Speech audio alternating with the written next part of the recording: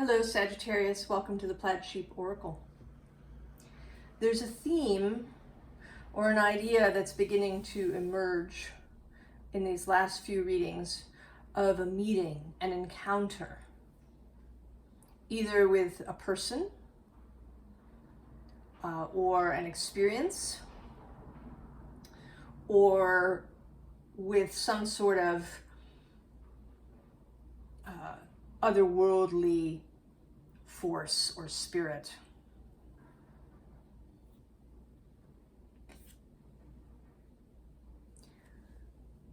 We have this green man, rising energy, surge, fertility. So there is here this sense of of a force, of a spirit. And I don't believe that this encounter has happened yet for you. Actually, for any of the readings that I've done, I think that the encounter is in the future. But we also have the Emperor. And this particular Emperor, who has a kind of otherworldly aspect. There's this picture of the crow or raven on his chest.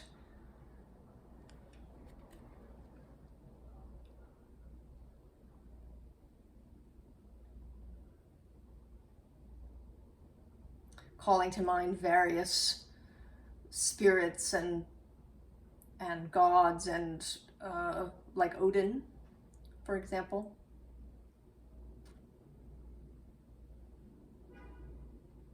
And his two ravens.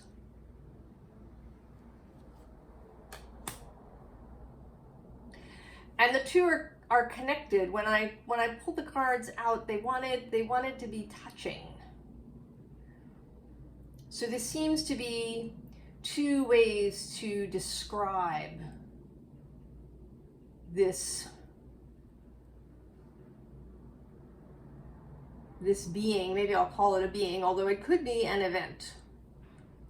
But I'm going to say being that you're going to encounter. Now, something else that came up as I was shuffling, I found myself lifting my head and like lifting my chin up, stretching my neck. And I heard the phrase, expose your throat. So exposing your throat, that the becoming vulnerable, right? To, if an animal exposes their throat to you, it's a sign of trust. Because that's where an attack will happen, is at the throat.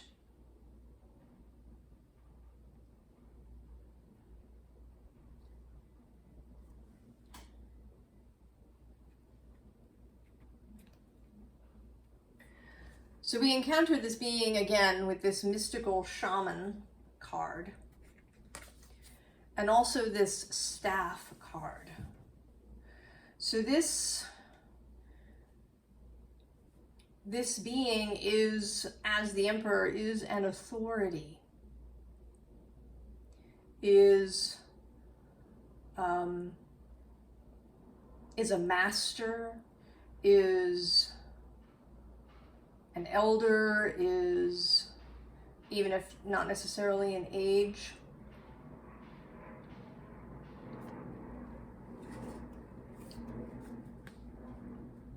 is someone who commands attention and respect and perhaps reverence.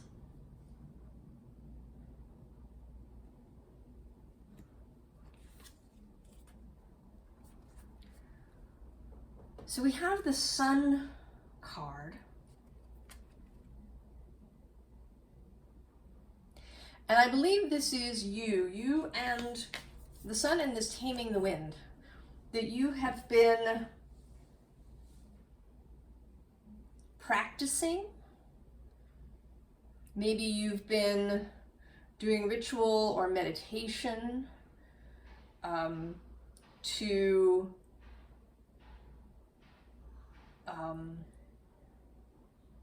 come into control or mastery, perhaps of your thoughts or of some metaphysical or magical practice. There's kind of an element of dance in this Sun card.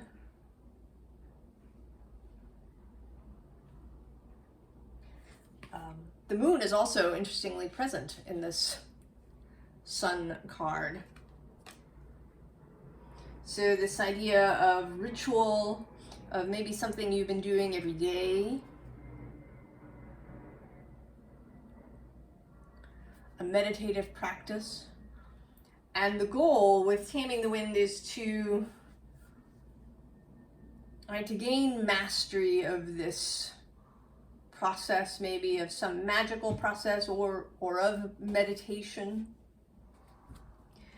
And so you've been doing this, and then there's this encounter. You actually encountering the wind. So you've been doing this process, but it's been, I don't know, separate.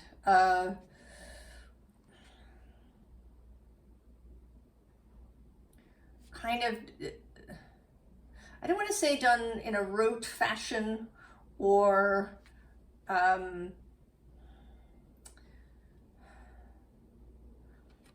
do I say it? So it perhaps in a very mental way, in an unembodied, unexperienced way. And you've been doing this, and now you actually encounter the wind.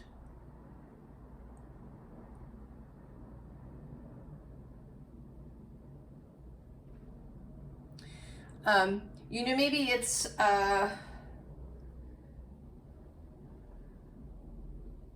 like learning what to do in the case of some natural phenomenon, right? Like a hurricane or something. You know that you're supposed to do X, Y, or Z, or flood or fire. And you've practiced, you know what you're supposed to do. And then one day, suddenly, you actually encounter this thing. The hurricane arrives, you encounter the fire, maybe you encounter a wild animal.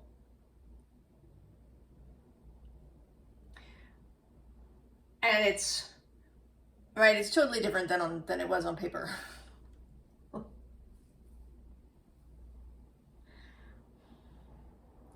Right? Thinking about how you're supposed to respond if you're caught in a storm outside, and then actually finding yourself in that situation.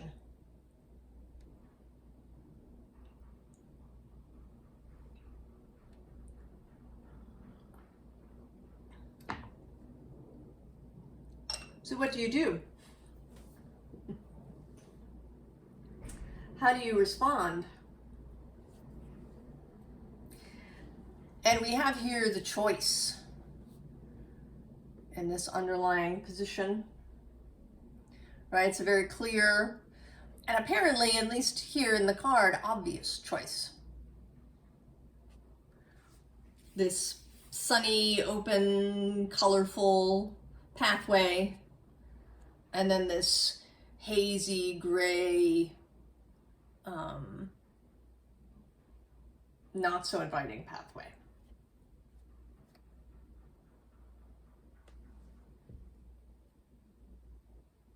How do you proceed?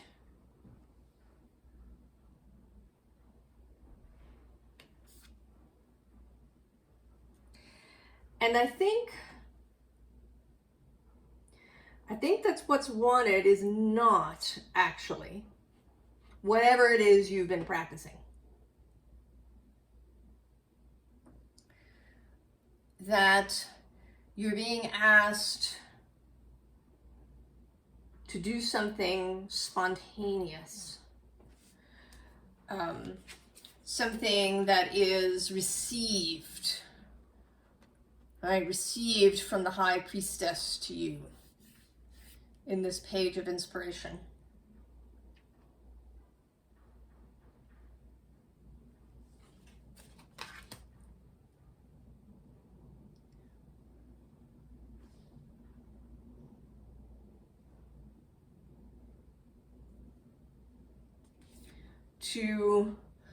Right, this is a very different sun card, bright, so much brighter.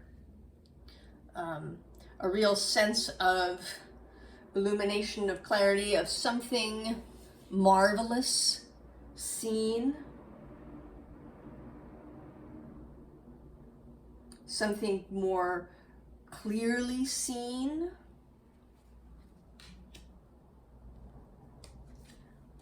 And seen not so much with the eyes, right, sort of the eyes of the brain, but the eyes of the heart, seen with the heart here. And also perhaps with the sacrum, with this creative, even sexual energy of the sacral space.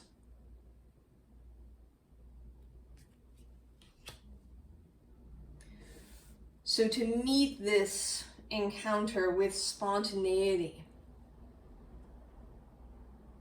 rather than as you've practiced. Because the practice is based on kind of secondhand information. This is another theme that's kind of coming up. Questioning what you've been told.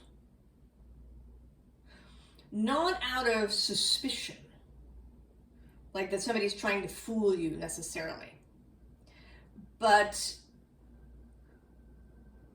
people can only receive, what they are able to receive. And concepts and information are shaped by the social order and social context. The astrologer Rick Levine often points out that early astrology was done by men for men. So it's going to have, these interpretations, these philosophies about the planets, how planets interact, how energies interact, are going to be based on a particular point of view, a man's perspective in a particular time, in ancient Babylon and ancient Egypt. Also, kind of the higher caste, right? Priests and warriors and kings. You didn't do astrology for, that farmer living in the Nile Valley.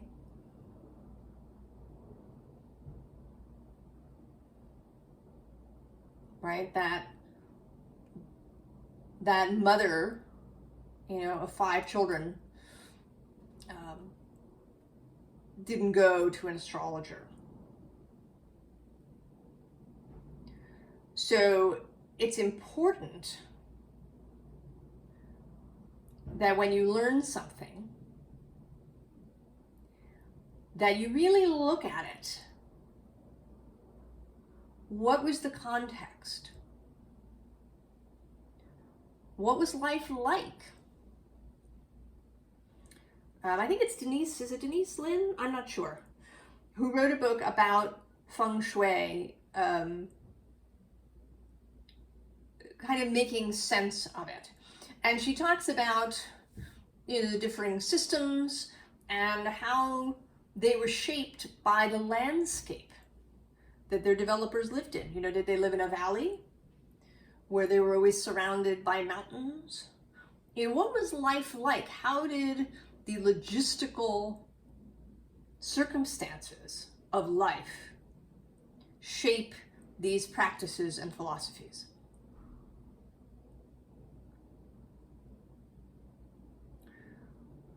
So if you've been told things, don't just believe them out of hand. And I think that this encounter that you have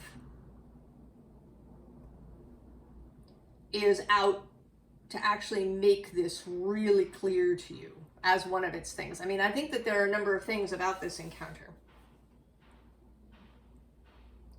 but that one of its purposes, perhaps, or its effects, is that it's going to teach you that maybe things aren't as you thought. They aren't as it's been written or told to you. You know, and of course, if it's a spirit, an invisible force or being that you encounter, you know, there's all kinds of things about that and what you might expect. And if it's a person, it could be that they match, you know, they tick a bunch of boxes. You know, they're this sex and this age and this nationality and this ethnicity and this, you know, physical shape and this level of wealth. And so you may have an expectation about somebody who is, you know, ticks all those boxes. But that it may not be what you, right? It's not going to be. In fact, I'm going to say, it will not be what you expect. This encounter is going to be different than you expected. And so your response wants to be spontaneous.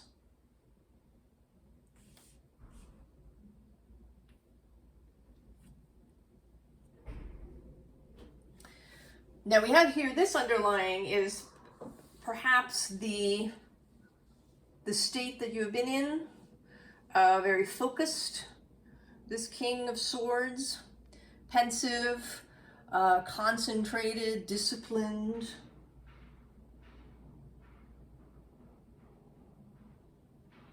Becoming practiced, you know, maybe learning something by heart. Doing a thing over and over.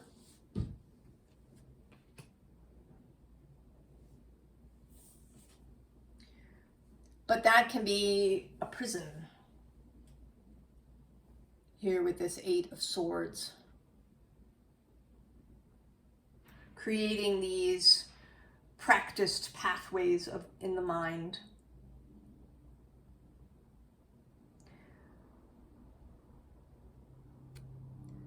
But there's a call now to leave that behind.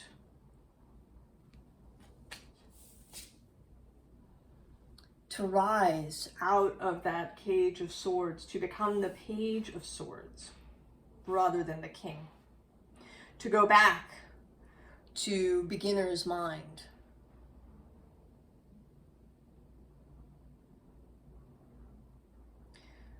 Sagittarius certainly is an exploratory energy. Sagittarius, the traveler. But Sagittarius can also get very, very focused.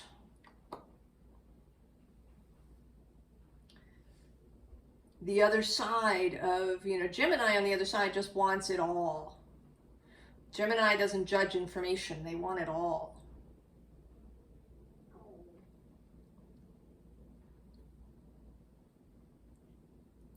And you're being asked to open yourself up again, to release the focus, to release the point of view that you had. You know, and this may be about your spiritual path that you know, decided you were going to be, you know, Buddhist or, you know, something. You made a choice and you've really been focused on that.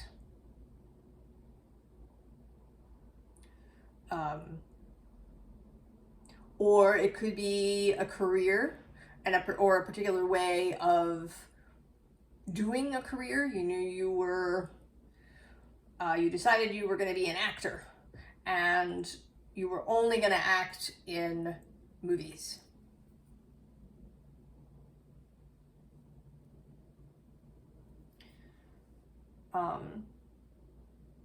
Right? There's something, whatever this practice is, this that you have been sort of dedicating yourself to,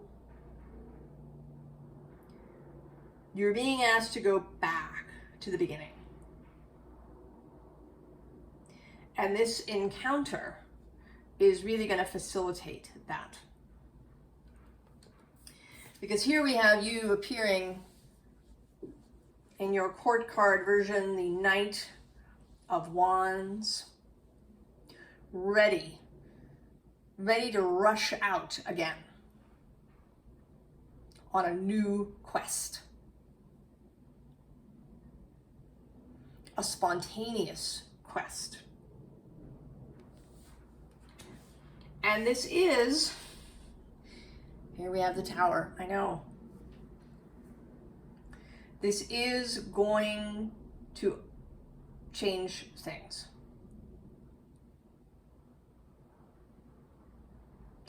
And I don't want you to think that all of this effort, this practice that you've been doing is for naught.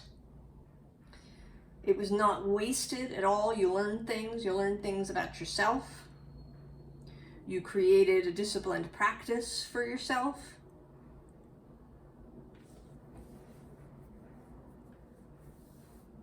Totally great experience, wisdom gained.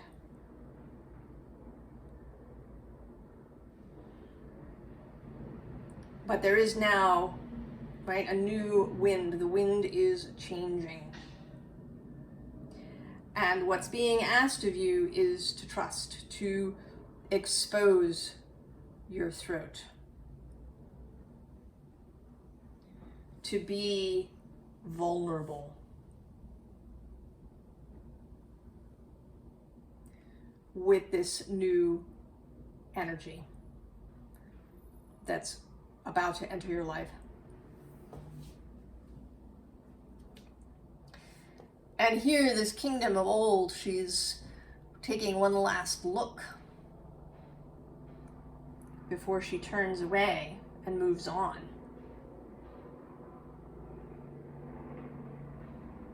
And you know, again, it isn't that the old kingdom was necessarily awful. It's just what was the past. Now you're moving into a new space. And you're being asked to really embrace this.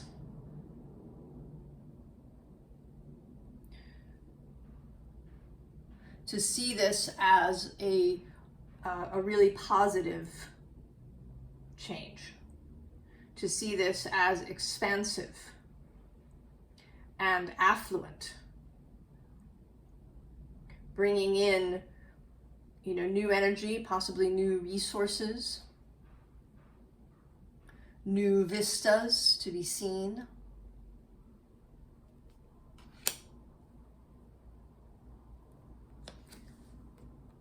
This is meant to be empowering.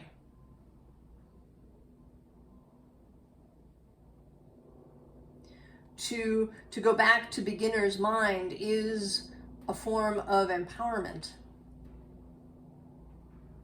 To enable yourself to take in new experience, new information, new encounters.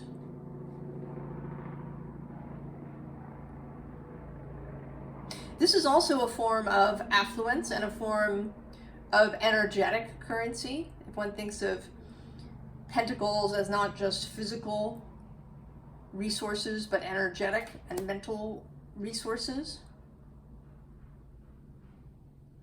that can come in and flow through your life.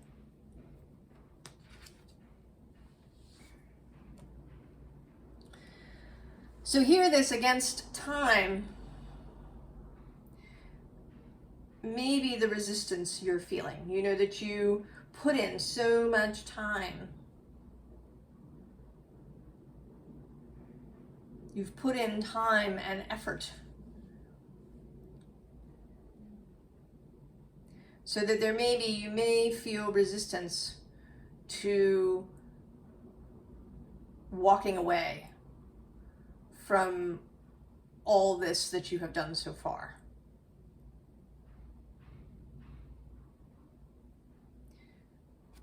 Spirit knows, your energy knows that this is not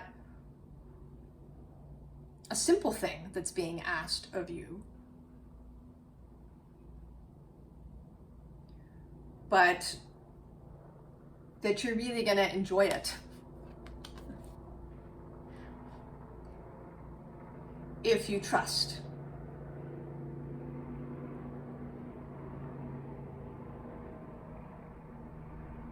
There is celebration ahead. Possibly with new people that you encounter once you make this change in direction, once you respond spontaneously to this energy, once you expose your throat.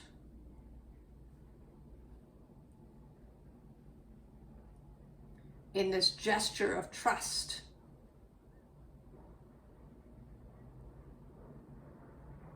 That all sorts of new things begin to flow into your life.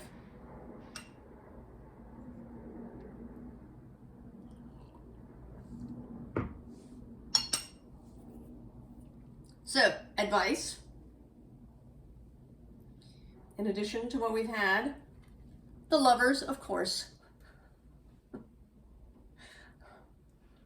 Gemini energy, first of all. Choosing from love rather than fear, or obligation, or habit. Making different choices. Making choices spontaneously from a space of joy rather than constriction. An encounter between self and other, and a union with that other.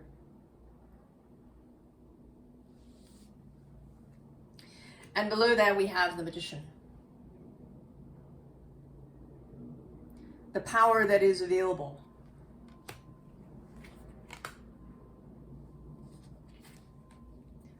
So here we have a second page, in this case the Page of Fire, the Page of Wands. But going back even further than the Knight, all the way back to the Page, to this really youthful, childlike spirit that's heading out with openness and an open mind. And enthusiasm, and a sense of fun.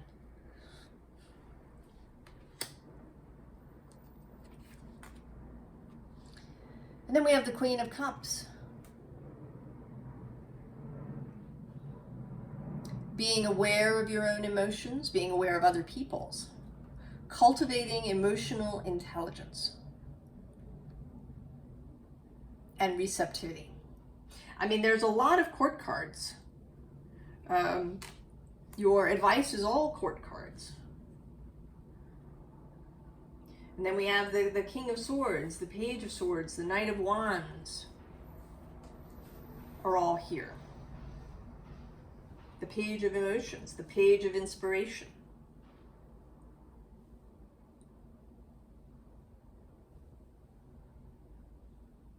So this is about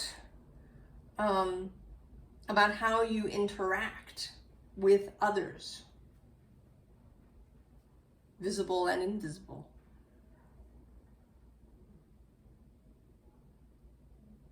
And of course, people are trickier, you know, I think, than spirit.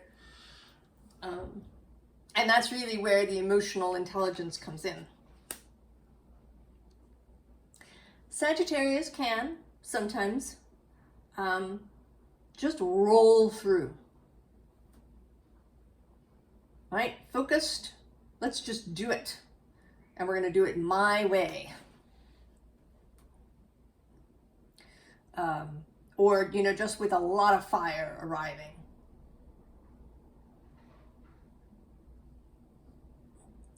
So just being aware. And while it is true that it is other people's responsibility to take care of their own boundaries, and if you roll in and they don't want any of it, to tell you no, it is kind, it is emotionally intelligent to be aware of other people's boundaries and to not roll through them.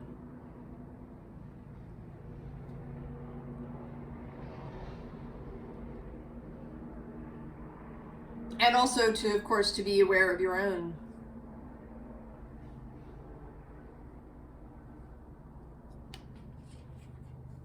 Mindfulness in personal encounters. And then the Knight of Pentacles. Slow and steady as you go. This is not something that you need to rush through. Take your time. Savor these new experiences that you're going to have. Savor the path that you're on. Don't, you know, kind of just ride through it.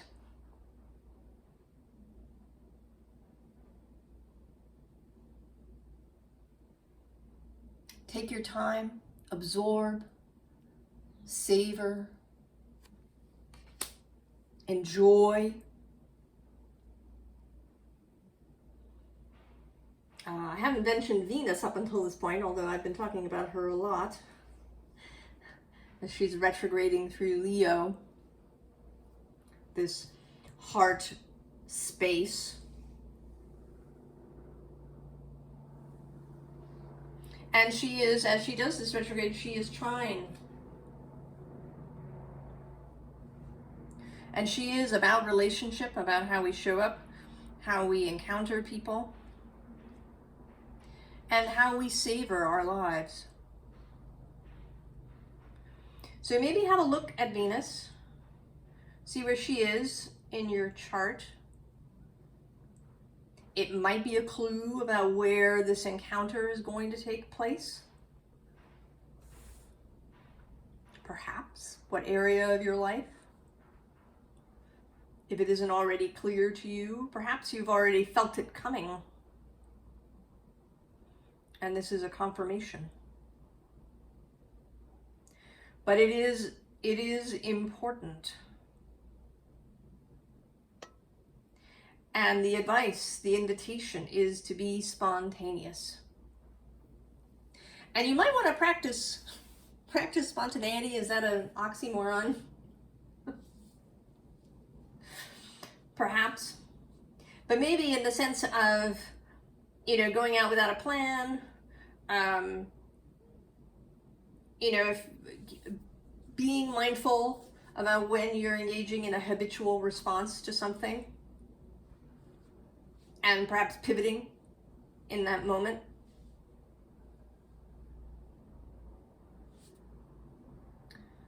So that you are a little bit more ready. You've had a little bit of practice at not doing the habitual thing.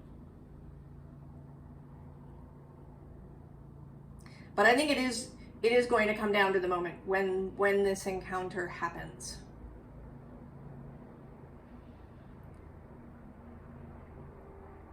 To allow yourself to be spontaneous, to allow yourself to be vulnerable, Sagittarius.